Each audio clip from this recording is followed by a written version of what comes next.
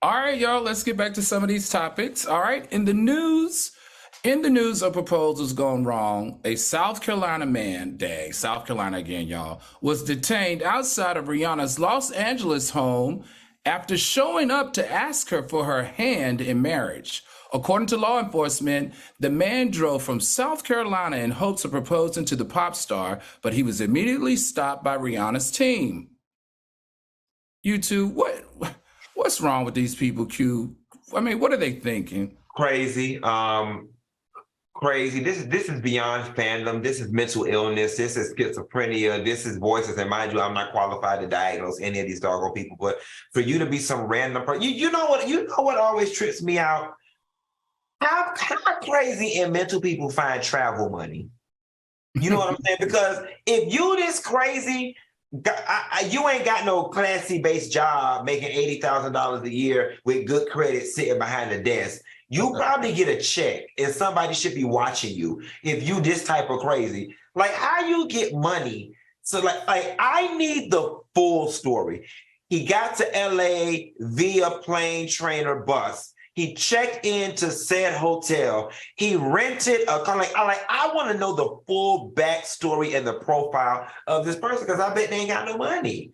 And I bet they was musty and stank and was sleeping on the streets because people with good sense tend to have money and people with good sense don't do things like this. So somebody got to make it make sense. Claudia, you've had male stalkers before that have come to your house to propose. What's going on? What's going through his mind? So funny that this is about Rihanna, because my stalker that went to prison, who actually died in prison, when they raided his place, he had a whole mural up on his wall of me and Rihanna.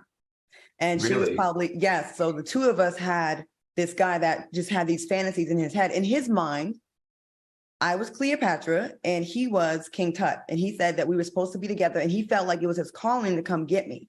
And he talked about the scent of my blood. Like when you are obsessed with someone, you have these weird thoughts. You know what I mean? Like who knows what was in this guy's mind?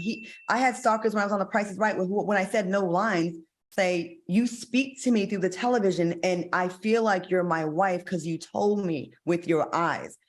There is a big mental health illness issue out there. And for you to just focus on someone and obsess over someone, in his mind, it probably felt very real to him. So even though he had no money, he found a way. The guy that was stalking me was a diabetic getting dialysis 3 times a week, and he still found it with no car. He found a way to drive 30 miles to Stevenson Ranch, which is 30 miles north of LA, took the screen off my window and looked at me and watched me. And the only reason I didn't get raped or killed that day, I believe, is because I let this dude come over to have lunch with me and we were cooking in the kitchen. I wanted a daytime date, so it was like no funny business. And he was like, I reluctantly said, okay, you can come over.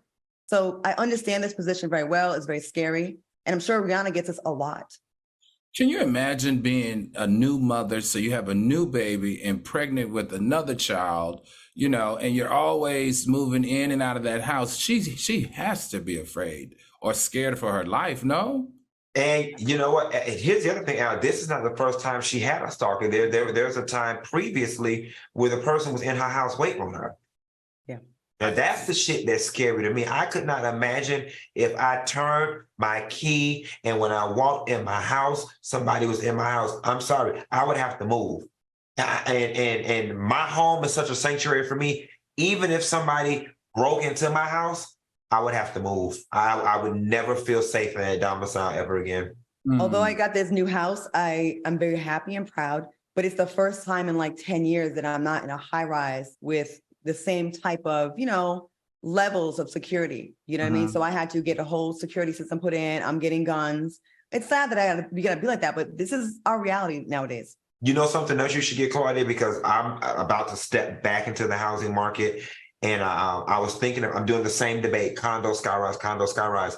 The dog that I have right now is very reactant to noise if he hears anybody by my front door. You may want to consider getting a dog because I don't know if you're a dog person or not, but they hear long before you do. You know what I'm saying? And that's a trigger that somebody is either on your property or at your door or in your house. I do have motion detectors outside. They even detect cats walking by. So all right, y'all. All right, soulmates.